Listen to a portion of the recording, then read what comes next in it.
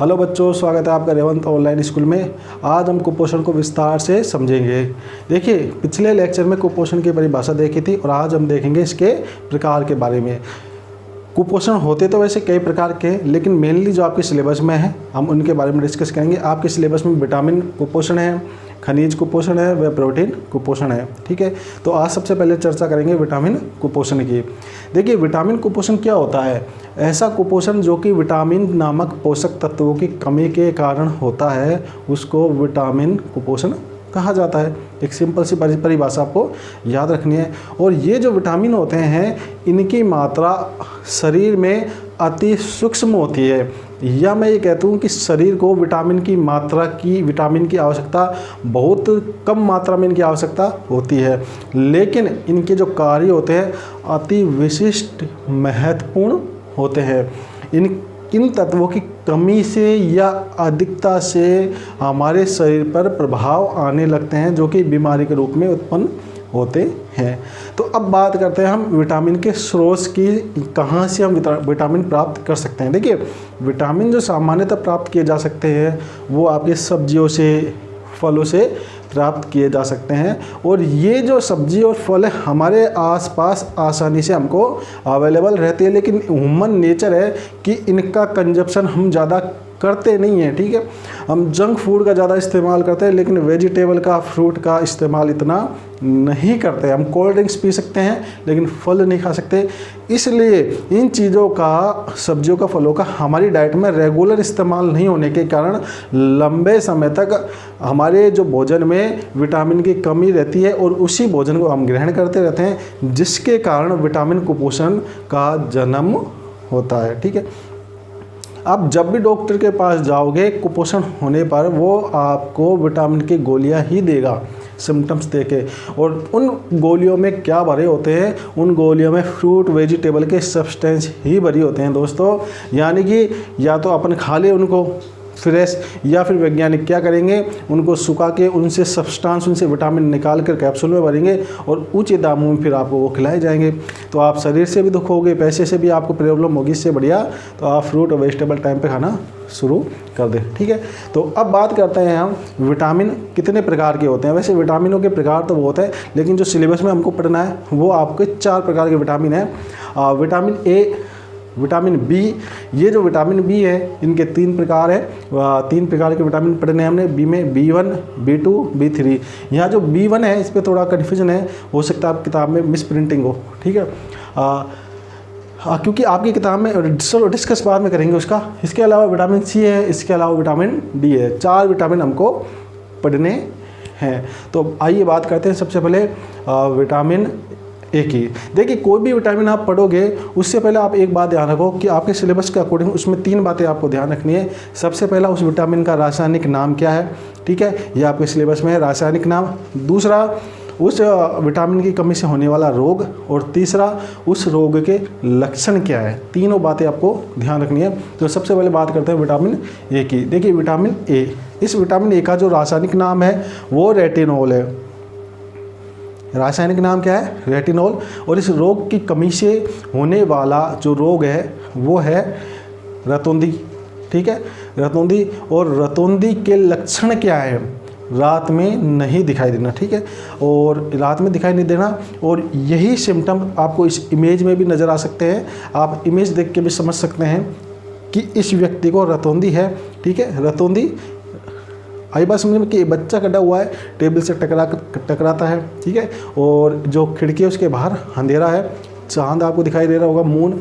तो इसका मतलब क्या है कि ये बच्चा रात में चल तो रहा है लेकिन कुछ इसको दिखाई नहीं दे रहा। दिखाई ना देने की वजह से टेबल से टकरा कर गिर जाता है। ठीक है, तो ये ध्यान रखना विटामिन ए के बारे में। देखिए, मैं आपको एक चीज़ बता देता हूँ विटामिन ए के बारे में, इसको कैसे याद रखोगे।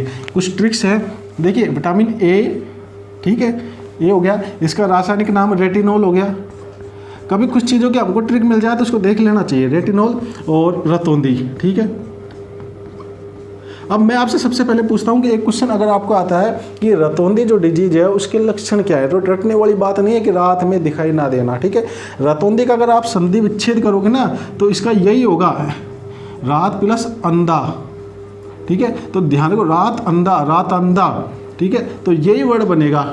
ठीक है। तो इसका मतलब क्या है, जो रात का अंधा होता है उसको रतौंधी कहते हैं, ठीक है।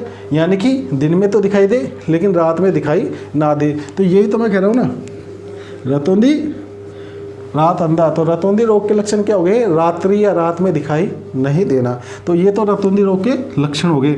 अब इसके बाद में देखिए ए, विटामिन ए को अगर मैं लिख दूँ अंधा, या इंग्लिश में अगर हो सके तो ऐसे लिख देना अंधा।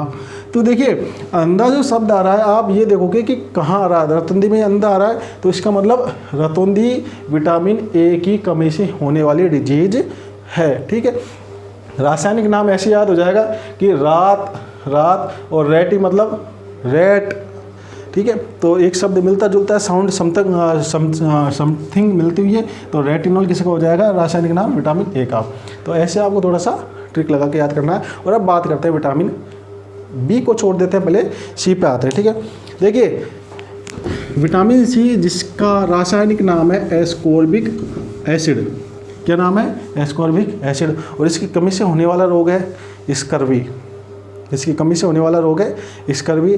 और इस रोग के लक्षण क्या है, इस रोग के लक्षण पहला जो सिम्टम्स है, ठीक है, वो ये है कि इस पे मसूड़ों में क्या आते हैं, रक्त आने लगते हैं, ठीक है। देख रहे हो ना आप मसूड़े में रक्त। और दूसरा सिम्टम्स है कि त्वचा पर रेड कलर के चकत्ते बनना, ठीक है, त्वचा पर चकत्ते बनना। इस बात को नोट कर लेना क्योंकि एक विटामिन आगे ऐसा भी आएगा जिस पे त्वचा पर पपड़ी बनती होगी, ठीक है। तो यहाँ ये ध्यान रखना कि त्वचा पर रेड कलर के चकत्ते कौन से विटामिन कमी के कारण बनते हैं, विटामिन सी की कमी के कारण बनते हैं। अब यहाँ भी इसको आपको थोड़ी सी अगर ट्रिक देखनी है तो थोड़ा दिमाग लगाएं कि एस्कॉर्बिक एसिड, देखिए विटामिन सी जिसका रासायनिक नाम क्या है, एस्कॉर्बिक, ठीक है। हालांकि आपने देखा एस्कॉर्बिक, मैंने ऐसा लिखा है एस्कॉर्बिक, लेकिन थोड़ा दिमाग लगाओ, एस तो आ गया कॉर्बिक, ठीक है। अब इसमें सी है तो इसका मतलब ये रासायनिक नाम किसी को गया विटामिन सी का। और एक शब्द आ रहा है स्कर्वी, ठीक है, स्कर्वी, ठीक है, ये हो गया स्कर्वी। तो अगर इसके आगे ऐसा लगा दिया जाए तो से, ठीक है, से किसकी साउंड आती है, से, सी और से। तो इसका मतलब ये कौन सा रोग है, क्या, स्कर्वी, ठीक है।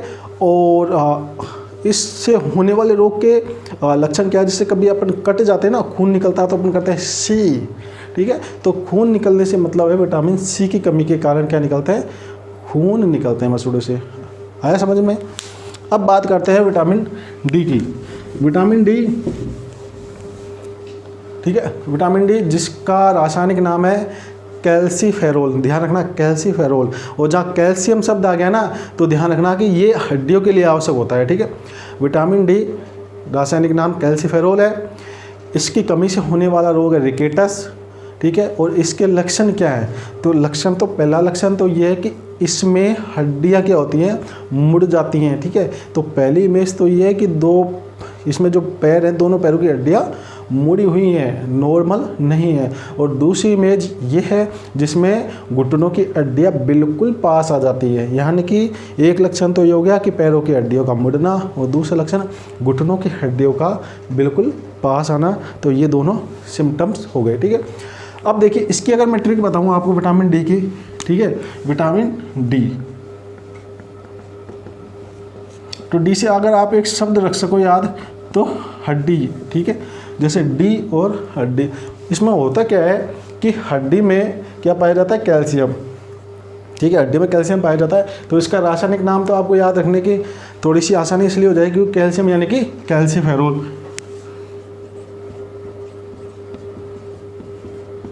कैल्सीफेरोल, ठीक है। अब इससे होने वाला रोग कौन सा है, रिकेटस, ठीक है, रिकेटस। अब रिकेटस हो गया, अब इसको छोड़ो।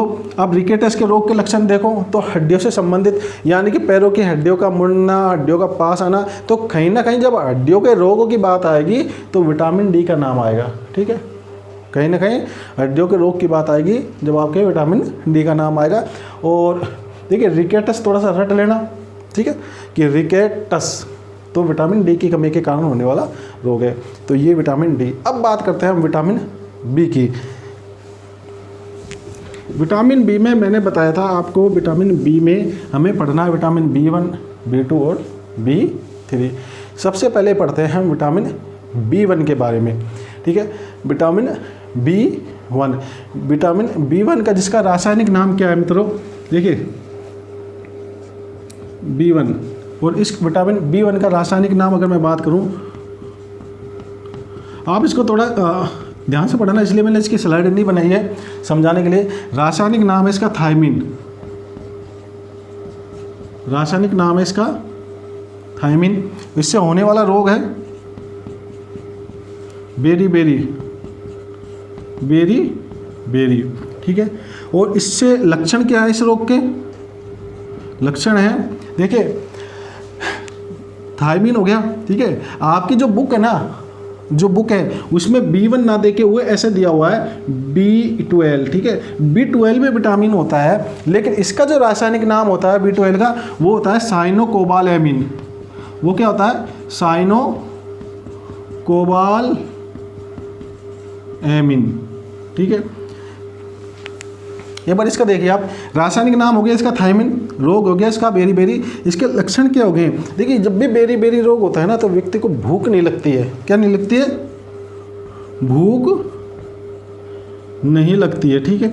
और जब भूख नहीं लगती तो आदमी क्या हो जाता है, बिल्कुल कमज़ोर हो जाता है। अब इमेज में आप देख ही रहे हो, आदमी बिल्कुल कमज़ोर हो गया, सूखा हो गया। तो इस चक्कर में क्या होता है, भूख नहीं लगती तो उसकी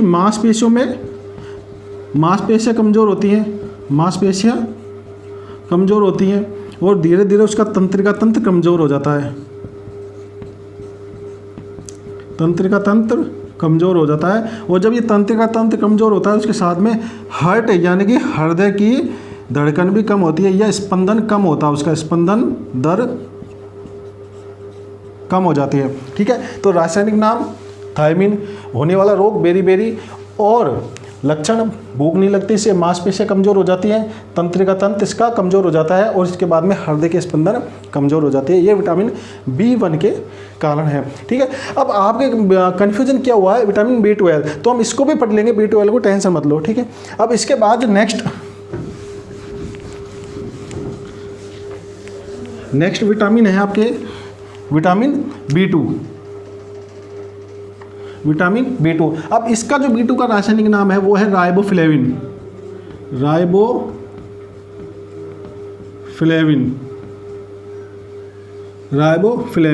और राइबोफ्लेविन, ठीक है। अब इससे होने वाला रोग कौन सा है, ये आसानी से याद होगा, राइबोफ्लेवोनोसिस,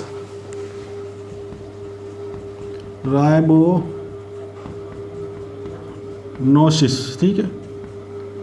फ्लेवी आएगा तो फ्लेविनोसिस, ठीक है।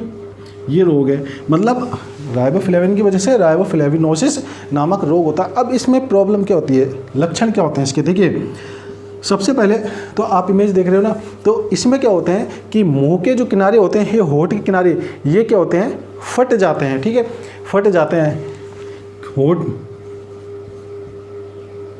मुंह के किनारों का फटना, मुंह के किनारों का फटना। इसके बाद में मुंह के किनारों के साथ साथ ये जो होठ है ये भी सूज जाते हैं, ठीक है, होठ भी सूज जाते हैं, होठों का सूजना, ठीक है, ठीक है। तो आप ये देख रहे हो ना, जैसे इमेज देख रहे हो, इसमें किनारों पे से फटे हुए हैं, ठीक है। और एक दूसरी इमेज ये देख रहे हो इस तरह की, कि इस पर जो होठ हैं वो सूजे हुए हैं, ठीक है। तो इसका मतलब क्या है, इस राइबोफ्लेविन की वजह से मुंह के किनारों का फटना और होठों का सूजना विटामिन B2 की कमी से होता है, ठीक है। अब लास्ट में आता है विटामिन 3, विटामिन B3, और इसका जो रासायनिक नाम होता है वो होता है नियासिन, और इसकी कमी से जो रोग होता है वो होता है पेलेग्रा, ठीक है। इसकी कमी से जो रोग होता है वो होता है पेलेग्रा, और इस रोग में जीभ व त्वचा पर पपड़ी जम जाती है, ठीक है, जीभ व त्वचा पर पपड़ी जमना। और मैंने बताया था एक रोग ऐसा था जिस पर त्वचा पर क्या होते हैं, चकते आते हैं। तो आप ढूंढना बैग जाके कि त्वचा पर चकते किस विटामिन की कमी के कारण होते हैं, वह त्वचा पर पपड़ी किस विटामिन की कमी के कारण बनती है। खैर ये तो हो ही गया विटामिन B3। अब आपकी जो किताब में कन्फ्यूजन है वो B12 को लेकर है, ठीक है। वहाँ देखिए आप अगर B12 भी करते हो तो ये भी विटामिन है, ठीक है, ठीक, अरे सॉरी ये आएगा हाँ B vitamin, sorry vitamin B12। चलो अगर आप B12 भी करते हो तो B12 को भी कर लो। B12 का जो नाम है वो है साइनोकोबालेमिन, साइनोकोबालेमिन, ठीक है। तो इसका जो रासायनिक नाम है वो ये है साइनोकोबालेमिन, और इससे जो रोग होता है वो होता है पर्निशियस एनीमिया, सीएस एनीमिया, और इसमें ब्लड की कमी होती है, ठीक है। तो इस पे क्या होती है, ब्लड की कमी होती है। लेकिन आपके जो B12 है उसमें नाम क्या दिया हुआ है, थायमिन, तो वो डेफिनेटली विटामिन B1 है, ना कि B12 है, ठीक है। और एक बात और कि जब भी विटामिन, जैसे मैंने बताया विटामिन B1, B2, B3, लेकिन अगर आपसे कभी पूछ ले विटामिन B की कमी के कारण कौन सा रोग होता है, ये इंपॉर्टेंट है।